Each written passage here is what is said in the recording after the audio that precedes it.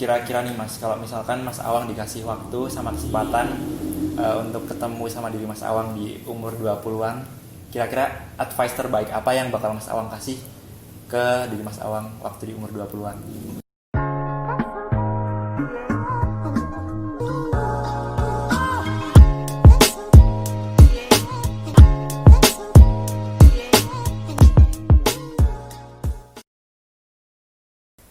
Halo teman-teman semuanya, ketemu lagi di channel ini dan kali ini saya bersama Mas Awang.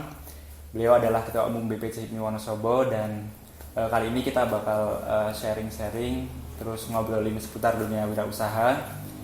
Dan jujur ya, saya ini udah lama banget ingin ngobrol langsung dan ketemu langsung sama Mas Awang. Cuman kan karena kesibukan Mas Awang akhirnya baru bisa sekarang ya Mas. Siap. Sebelumnya saya ucapkan terima kasih karena Mas Awang sudah meluangkan waktunya untuk kita ngobrol pagi ini.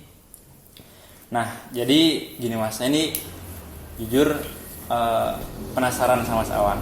Saya kagum juga dimana tiap kali saya ngeliat di media sosial itu kok Mas Awang bisa istilahnya bisa membagi waktu antara bisnis, terus keluarga, terus pendidikan juga. Itu bisa balance. Nah, itu rahasianya apa sih Mas? Nggak ada rahasia Mas. Jadi terima kasih Mas Jeffrey dan kawan-kawan. Ada motonya nggak sih ini Jeffrey apa gitu? Jeffrey Alamsyah. Ya.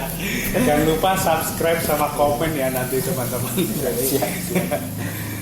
Pertama gini Mas, kita tidak bisa memilih hidup itu.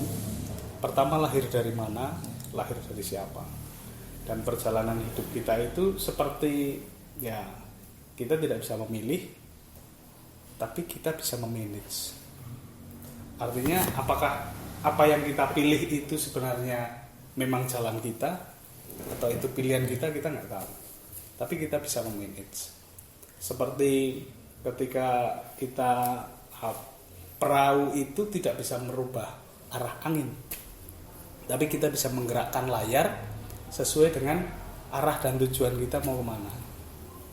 Nah dalam hidup ini ya banyak hal yang mesti kita lakukan. Prinsip hidup adalah harus bermanfaat. Nah kebetulan ada organisasi, ada usaha, ada keluarga, ada pendidikan yang itu mesti berjalan paralel ya. Nah, tergantung teman-teman itu feel-nya di mana. Maksudnya ketika belum bisa melakukan semua, ya jangan. Misalnya untuk pendidikan sama usaha kebetulan belum berkeluarga, ya sudah itu jalannya. Nanti akan naturally teman-teman akan menyesuaikan diri.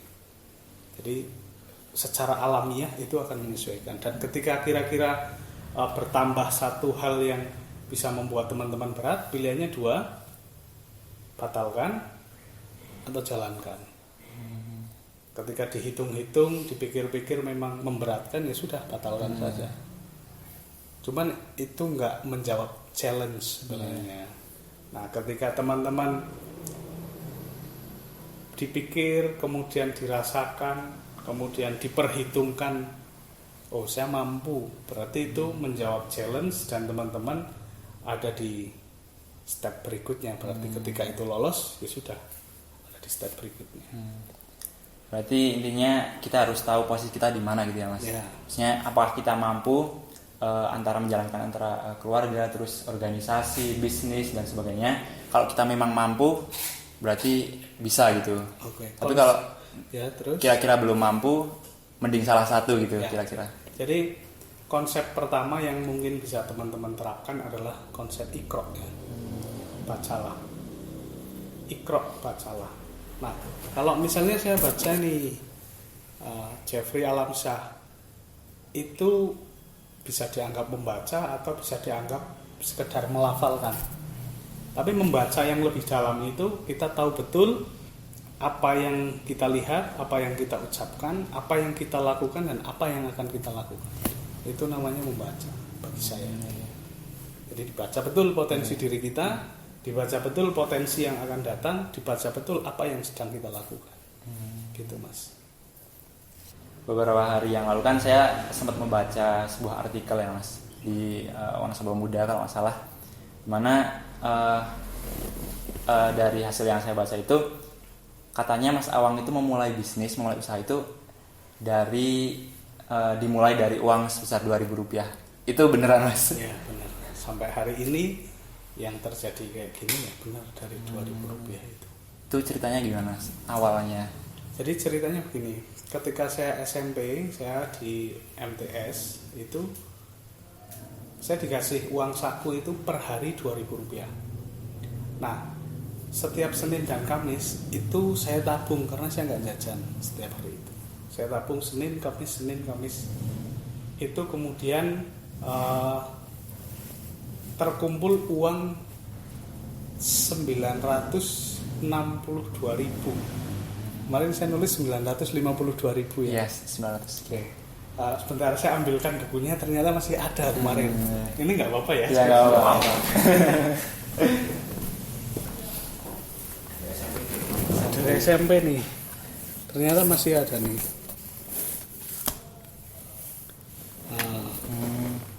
Ini 850.000 itu untuk beli 2 ekor kambing tahun 2005. Jadi masih ada.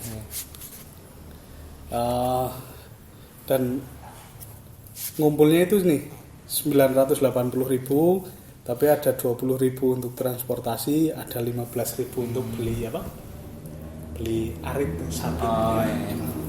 Kayak gitu. Nah ini kita kumpulkan dari kelas 2 SMP sampai kelas 3 SMP. 3 tahun berarti? 2 tahun. Kelas 2 SMP. Setiap Senin sama Kamis. Gitu. Nah, ngumpul uang segitu. Nah dari uang itu kemudian kita belikan 2 ekor kambing dan 100 beli kambing kan 850.000 ya 2. Masih kecil-kecil Mas, masih anakan kambing, belum jadi kambing. Cowok cewek kambing? Cewek semua. Oh cewek semua. Kan cowoknya bisa dari tetangga. Oh, ya. Benar. Jadi karena nggak perlu KUA kan. Iya. Jadi kita anak-anak kambing 2 cewek, 2 betina, terus kita titipkan kalau di desa kan biasa titipkan titipkan kambing, istilahnya maro ya kalau di desa. Nah itu kita titipkan. Pikiran saya begini, jadi saya itu dulu ketika selesai SMP ada 3 tujuan saya. Satu ke SMA Tarunan Nusantara, pengen jadi tentara dulu ya. Terus yang kedua ke Gontor, Pondok Modern Darussalam Gontor, karena di sana setelah pendidikan di sana banyak juga yang kemudian ke Al Azhar, kemudian ke Madinah, ke Oxford juga. Artinya linknya itu sangat luas. Kemudian yang ketiga ke SMA 1. Nah zaman saya SMA Taruna itu pas sudah tidak gratis waktu itu. Kemudian saya memutuskan untuk ke Gontor sama ke SMA 1. Dua-duanya saya daftar, saya diterima. Nah di Gontor itu kebetulan saya betah 15 hari Mas di sana. Karena berangkatnya ditangisi sama ibu. Jadi di sana tuh kayak ya gimana gitu lah ya. Akhirnya saya pulang dan melanjutkan di SMA 1 Wonosobo. Nah pikiran saya ketika 2005 selesai SMP itu 2008 3 tahun kemudian itu kambingnya sudah banyak. Terus pohon kakao saya juga beli bibit itu juga sudah mulai berbuah 3 tahun. Dan ternyata benar setelah 3 tahun itu kambing kita jadi banyak Mas. Jadi banyak terus terus mana gitu ya. Nah dari situ ketika SMA misalnya waktu itu mulai ngetren kamera digital dan sebagainya, saya tidak minta uang orang tua untuk beli itu, jadi saya jual kambing. Akhirnya ya gitu Mas. Nah dari situ 2009 saya kuliah, 2008 kuliah, 2009 saya ambil diploma 1 di STT Tekstil. Terus STT Tekstil Bandung, terus pulang, dan saya harus pulang karena kondisi ekonomi keluarga waktu itu pas drop ya. 2009 bapak saya nyalon ikut di pemilu legislatif dan cukup banyak menyisakan hutang yang harus kita selesaikan. Bapak saya sakit, ibu saya juga sakit, dan saya harus pulang dari Bandung dengan meninggalkan banyak potensi yang ada di sana. Kebetulan spesialisasi yang saya ambil itu pola, jadi di teknologi manufaktur itu ada pola ya, di garment. Itu salah satu keahlian yang cukup dicari, dan kebetulan saya juga lulusan terbaik di sana, salah satu lulusan terbaik. Jadi tawaran untuk di perusahaan juga sebenarnya banyak, tapi saya memutuskan untuk pulang saja dan harus recovery banyak hal. Nah, termasuk dari situ saya mulailah jualan kelontong, Mas, jualan kelontong kayak ada rokok, ada apa? Obat-obatan warung gitu ya, kayak terus ada apa? Penyedap rasa dan sebagainya lah, itu kebutuhan-kebutuhan orang di desa. Lalu dari situ juga mulai jualan paku 5 kilo, lem hanya beberapa dan sebagainya. Mulai dari situ kemudian berkembang.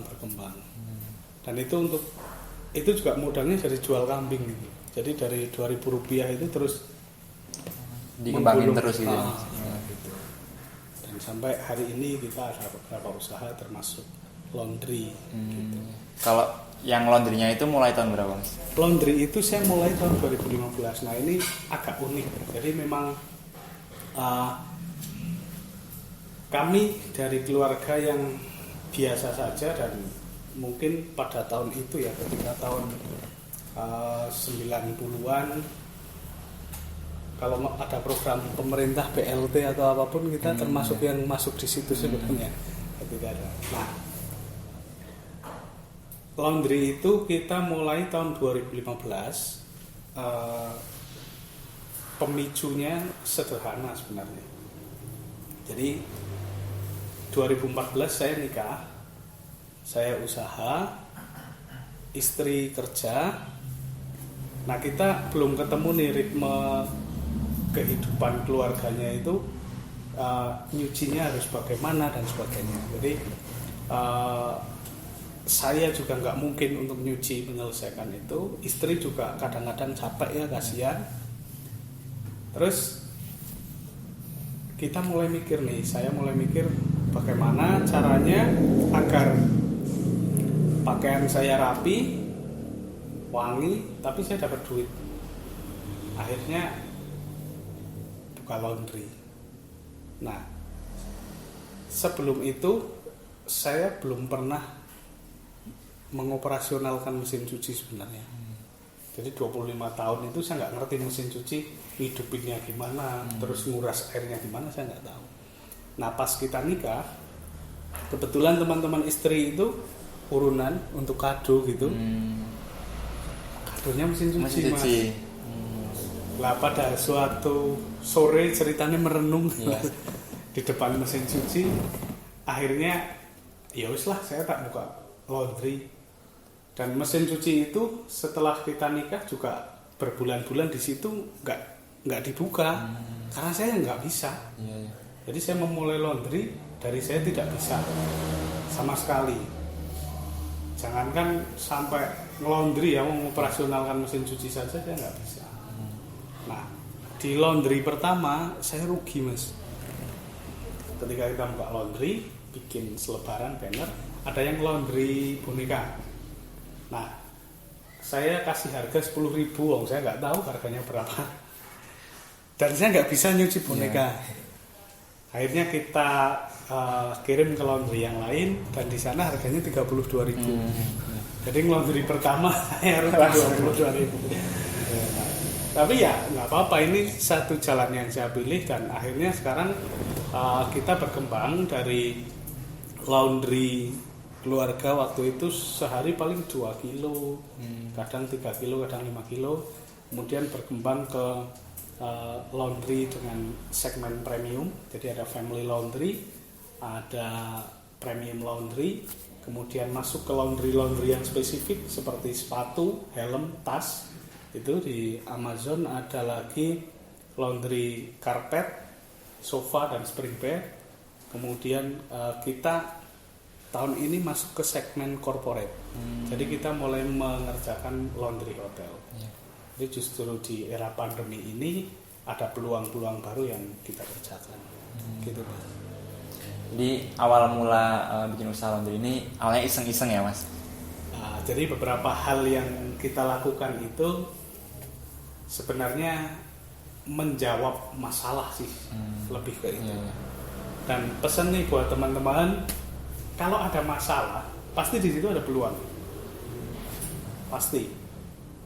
Misalnya nih kayak sekarang, teman-teman pedagang ini bermasalah nih cara jualnya gimana. Bagi teman-teman yang punya kemampuan IT, bisa menjualkan online atau sekedar posting-posting di media sosial, itu juga jadi peluang. Jadi dari masalah, karena masalah saya harus saya pecahkan. Cuman hampir selalu masalah saya itu saya combine dengan bisnis apa sih yang matching dengan memecahkan masalah ini. Jadi pemecahan masalah yang produktif lah istilahnya itu. Kira-kira gitu Mas. Nah ini pertanyaannya kembali ke yang tadi Mas. Kan tadi Mas Awang ini memulai nabung yang Rp2.000 itu kan dari SMP ya. Nah cuman saya ini sebenarnya penasaran Mas. Kok bisa? Maksudnya apa ya istilahnya, masih umuran SMP kok punya pemikiran seperti itu. Nah kira-kira siapa sih yang menjadi panutan Mas Awang kok bisa punya pemikiran seperti itu? Yang menjadi kiblat gitulah Mas istilahnya. Waktu itu saya nggak tahu ya, saya niru siapa saya nggak tahu. Cuman memang ya nggak buat jajan mau buat apa uangnya. Akhirnya kita nabung, dan nabungnya tuh gini Mas, saya kasihkan di buku ini misalnya ini. Ini kan uang-uang lama semua. Ini uang-uang sampean belum lahir. Uang-uang lama. Nih. Jadi ketika nabung, ini kita kasih nomor nih di buku. Nah ini nomor 1.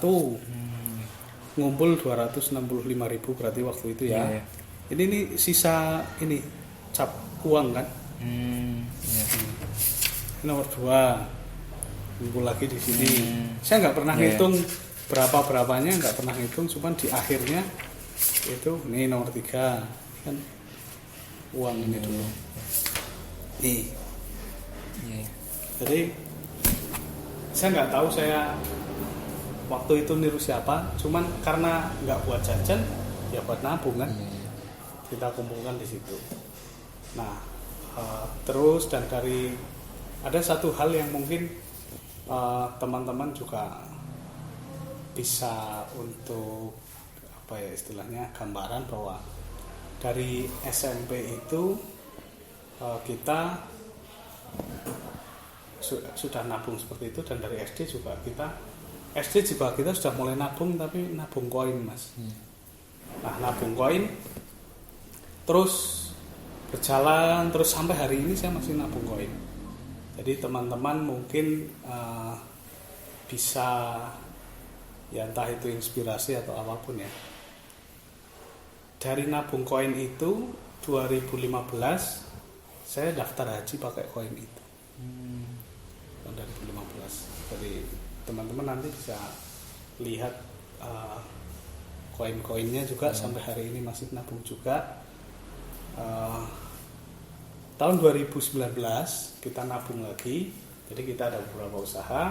Kalau ada koin itu pasti kita tabung, berapapun jumlahnya, mau 1.000, mau 100, mau 500, mau 10.000, mau 15.000, koinnya masuk.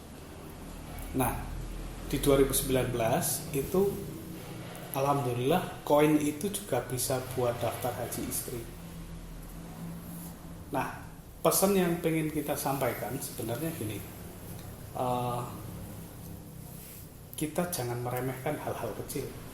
karena kecil-kecil itu juga naik ngumpul jadi banyak. Iya. Istilahnya ada dulu pepatah sedikit demi sedikit lama-lama menjadi bukit. Itu beneran loh teman-teman semua. Gitu. Nah, itu Mas nabung. Saya juga nggak tahu waktu itu nabung buat apa, nggak tahu. Cuman kok banyak. Nah, kenapa saya nabungnya koin? Karena kalau koin misalnya 100.000 ya, 100.000 ini mau tak sakuin kan Susah. banyak banget nih. Terus mau belanjain kan misalnya bayar 10.000, tapi koin gini kan terlalu banyak. Artinya itu tabungan-tabungan yang saya itu udah nggak mikir, udah nggak ngiling-ngiling, itulah nggak ngingat-ngingat untuk kita spending konsumsi. Kira-kira gitu. Nah mungkin kalau sekarang ini ada nggak Mas tokoh yang jadi ya mungkin mentor lah, mentor Mas Awang dalam bisnis yang jadi panutan gitu tokoh. Jadi di saya itu kebetulan senang baca biografi Mas. Jadi kalau di googling itu saya senangnya Wikipedia, buka misalnya Dahlan Iskan, Pak Yusuf Kalla, misalnya kemudian Pak Sandiaga Uno, Pak Erick Thohir, kemudian ada Pak Bahlil, ada Pak Bahlil kan. Jadi di HIPMI itu banyak inspirasi sebenarnya. Mulai dari pendiri HIPMI, Pak Abdul Latif, kemudian ada Pak Abu Rizal Bakri dan sebagainya. Itu bisa menjadi referensi teman-teman semua yang tertarik dengan dunia wirausaha. Nah, termasuk Pak Bahlil ini, Ketum Bahlil, kemudian ada jadi 2000 setelah Sandiaga Uno, Ketum Sandiaga Uno, ada Ketum Erwin Aksa, ada Ketum Raja Okto, Raja Sabta Oktohari, kemudian ada Bahlil Lahadalia, kemudian sekarang Mardhani Haji Mamin. Nah ini Ketum Mardhani juga satu sosok yang luar biasa.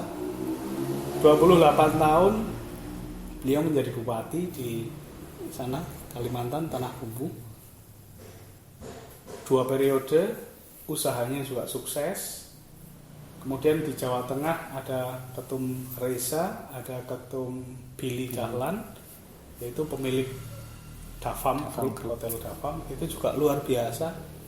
Jadi di usia beliau yang masih di bawah 40 tahun tapi pencapaiannya sudah luar biasa. Jadi itu sosok-sosok inspiratif yang saya baca, termasuk ada Mas Hendi Setiono, kemudian ada Mas Bagas Arda Dirga, ada Mas Ajib Hamdani dan sebagainya. HIPMI semua pada biasa. HIPMI semua dari ya yang di luar HIPMI juga ada, cuman banyak yang senior HIPMI. Gitu. Hal apa sih yang menurut Mas Awang itu penting untuk dimiliki dalam membangun sebuah bisnis? Semangat untuk tidak menyerah. Jadi ketika teman-teman menyerah, ya sudah selesai. Ketika teman-teman melanjutkan, ada 2 pilihan, gagal lagi atau berhasil. Artinya ada lebih banyak nih pilihannya. Masih ada kemungkinan berhasilnya. Tapi kalau berhenti, ya sudah automatically gagal. Nah, itu karena satu hal yang sangat penting di dunia usaha itu teman-teman mental untuk siap gagal dan mental untuk bangkit lagi. 2 hal itu berbeda dengan teman-teman yang bekerja atau kemudian memiliki gaji tetap. Itu nggak perlu mikir panjang-panjang tentang itu karena semuanya di backup oleh perusahaan atau di backup oleh negara. Gak ada yang salah dengan semua profesi. Jadi semua profesi itu baik. Nah, tinggal itu kalau di dunia usaha yang harus kita jaga adalah kemampuan kita, spirit kita untuk bangkit, kemudian konsisten dalam melakukan kegiatan-kegiatan itu, usaha-usaha yang kita lakukan. Itu Mas. Nah terus kira-kira nih Mas, kalau misalkan Mas Awang dikasih waktu sama kesempatan untuk ketemu sama diri Mas Awang di umur 20-an, kira-kira advice terbaik apa yang bakal Mas Awang kasih ke diri Mas Awang waktu di umur 20-an? Oke. Untuk teman-teman ketika saya harus flashback di usia 20 tahun adalah teman-teman fokus pada bidang teman-teman. Jadi kalau mau jadi content writer atau content creator, jadi yang terbaik di situ. Kalau mau jadi guru, guru terbaik di situ. Fokus di situ. Satu, fokuskan cita-cita. Yang kedua, harus punya tokoh idola. Karena tokoh idola itu yang akan nanti menjadi semacam guideline ya buat kita. Ketika misalnya saya drop nih, baca-baca nih, oh ternyata Pak Dahlan Iskan juga dulu pernah kayak gini, Pak Sandiaga Uno pernah gini, Pak Abu Rizal Bakri misalnya pernah begini, Pak Hairul Tanjung juga dulu pernah seperti ini. Jadi cita-cita, fokus, punya tokoh idola, dan konsisten menjalankan itu. Nanti pasti ketemu jalannya. Jadi ketika harus kembali 20 tahun lalu, fokus pada apa yang diinginkan teman-teman. Jadi ada 3 hal kunci yang bisa dilakukan. Yang teman-teman suka, yang teman-teman bisa, dan yang ada uangnya. Suka, bisa, tapi nggak ada uangnya, ya lama-lama bosen mas. Yeah. Suka, ada uangnya, bisa sambil belajar. Nah kira-kira itu. Jadi 3 hal yang teman-teman mesti pelajari lebih lanjut adalah suka, bisa, dan ada uangnya. Itu kira-kira.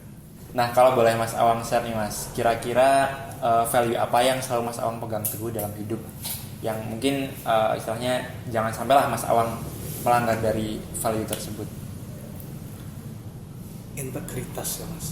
Jadi satu hal penting dalam hidup, di dalam menjalani kita profesi atau berperan sebagai apapun, kita harus punya integritas. Integritas itu penjabarannya luas sekali ya. Jadi misalnya teman-teman itu kerja di satu tempat, teman-teman misalnya nggak pamitan, tiba-tiba keluar, itu berarti tidak memiliki integritas. Padahal orang yang memiliki usaha itu, kenapa teman-teman harus kerja di situ? Maksudnya rekrutmen. Kenapa harus rekrutmen? Karena orang tersebut membutuhkan. Tapi tiba-tiba pergi, nggak pamitan, atau pamitannya dadak, atau lewat WA dan sebagainya. Ya itu menurut saya jangan dilakukan, karena itu tidak berintegritas. Kemudian yang kedua, misalnya ketika usaha diberi amanah untuk mengelola uang, tidak laporan misalnya, kemudian curang, itu juga tidak punya integritas. Menjadi pegawai misalnya, selain pada jam itu teman-teman kerja di satu tempat, tapi sambil mengerjakan pekerjaan di tempat lain, itu juga tidak punya integritas. Jadi satu hal penting adalah integritas untuk teman-teman semuanya. Jadi itu mas. Kemudian pertanyaan selanjutnya nih mas, apa keputusan yang paling penting yang pernah Mas Awang ambil dalam hidup, yang istilahnya bisa menjadikan Mas Awang sampai seperti ini? Keputusan penting dalam hidup apa ya? Beberapa hal penting sih menurut saya, seperti misalnya kemudian katakan manusia itu yang berat itu salah satunya adalah meninggalkan kenangan. Teman-teman nanti mungkin akan merasakan itu ya, kenangan bersama teman-teman waktu kecil SD, kenang-kenangan bersama teman-teman waktu SMA. Ini kan terus kuliah nih kayak pisah gitu kan sama keluarga. Kemudian nanti kalau teman-teman nikah, itu juga menjadi satu keputusan besar yang teman-teman harus berhubungan dengan orang lain selama seumur hidup.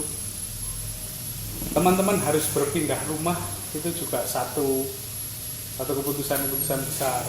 Harus bekerja, itu satu keputusan besar. Kemudian keputusan besar apalagi ya dalam bisnis, misalnya dalam bisnis, biasanya ketika kita harus dengan mitra atau yang kita lakukan waktu itu, bahasa kami adalah restrukturisasi dengan perbankan tahun 2011-2012 itulah. Itu kita juga dihadapkan pada keputusan besar. Misalnya untuk tahun 2012 kita harus beli tanah yang kita nggak punya uang, kemudian harus pinjam dari perbankan juga dengan beberapa mitra juga. Itu keputusan besar juga. Yang ketika itu kita jual tanah kafling itu sampai 8 bulan nggak laku sama sekali. Sampai 8 bulan nggak laku sama sekali, dan kita harus nanggung beban bunga yang cukup besar juga setiap bulan selama 8 bulan, yang kalau itu meleset habis sudah, Mas. Jadi prediksi kita 3 bulan atau 2 bulan sudah mulai laku, ini 8 bulan. Kita harus nahan banyak hal, jual aset dan sebagainya untuk. Alasannya nggak laku itu gimana, Mas? Banyak hal ya, Mas. Jadi kebetulan waktu itu kita beli tanah yang cukup luas dan sudah tidak punya uang untuk merawat itu kaflingan ya. Misalnya kita bangun jalan dulu misalnya. Jadi bangun jalan itu kita hanya selesai pada pengerasan jalan, belum sampai di paving atau di cor. Jadi ibaratnya bisa beli mobil Pajero, itu spionnya retak sedikit saja saya udah nggak punya uang loh buat benerin spionnya itu. Nah kira-kira seperti itu, Mas. Jadi benar-benar gambling waktu itu. Kita membeli itu sudah ada calon pembeli lagi. Kita membeli tanah tersebut, orang-orang yang akan membeli lagi tempat saya itu sudah ada beberapa orang, sudah ada 3 orang. Tapi ketika tanah itu dibeli, ternyata 3-3-nya nggak beli sama sekali. Akhirnya di situ kita mumet setengah mati karena itu uang hutang dari perbankan, dari beberapa mitra. Nah, akhirnya seperti itu. Itu keputusan-keputusan besar yang harus kita ambil, mungkin bisa di sesi berikutnya lebih detail. Nah ini pertanyaan terakhir nih, Mas. Apa sih pesan buat teman-teman yang mungkin nonton channel ini, ya terutama untuk anak-anak muda Wonosobo, kira-kira apa, Mas? Jadi tadi pas ngobrol kita sampaikan, jangan takut terhadap bayangan. Ketika teman-teman takut terhadap bayangan, teman-teman tidak akan pernah bertemu terangnya cahaya. Karena bayangan itu, ada bayangan, ada cahaya. Kalau nggak ada cahaya, gelap. Maka jangan takut sama bayangan, karena di bayang-bayang itu pasti ada terangnya cahaya. Jadi mantep, langkah, fokus, konsisten, berhasil. Jadi seperti itu. Gitu, Mas. Mungkin terakhir, Mas. Terakhir lagi, Mas. Enggak, ini beda, Mas. Beda. Mungkin Mas Awang mau promosi usahanya Mas Awang, yang laundrynya gitu. Jadi Mas Jeffrey, kita ada Amazon Laundry. Amazon Laundry itu laundry sepatu, helm dan tas terbesar di Wonosobo. Kemudian laundry karpet, sofa dan spring bed. Jadi Amazon Laundry sudah berhasil menjadi salah satu laundry terbesar dan terbaik di Wonosobo. Dan kami tidak pernah merencanakan untuk menjadi besar, Mas. Karena pesan kami kepada seluruh tim, saya tidak berencana laundry ini menjadi besar. Biarkan konsumen yang membesarkan. Artinya apa? Kita semua harus melakukan dan memberikan yang terbaik, bahkan lebih baik dari yang konsumen harapkan. Nah, itu yang selalu kita tanamkan. Jadi sudah ribuan, puluhan ribu bed cover selimut yang kita kerjakan, sudah ratusan ribu bahkan mungkin jutaan lembar pakaian yang kita kerjakan, sudah puluhan ribu juga sepatu yang kita kerjakan. Semuanya kita lakukan seperti merawat barang kita sendiri gitu. Jadi kualitasnya ya kualitas.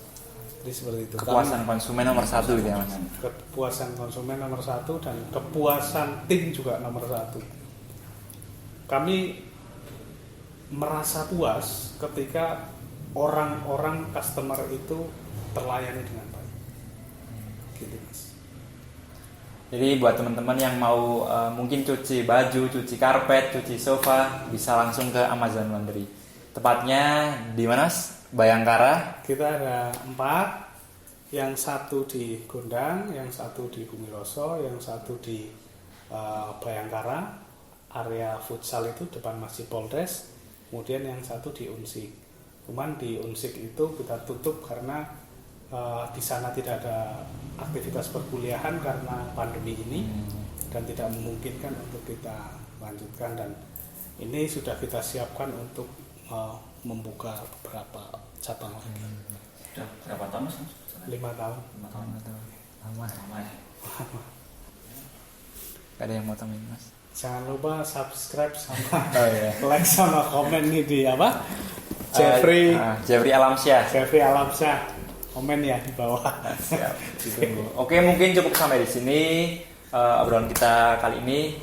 Semoga video ini bermanfaat. Dan buat teman-teman semuanya jangan lupa like video ini kalau bermanfaat. Jangan lupa juga subscribe.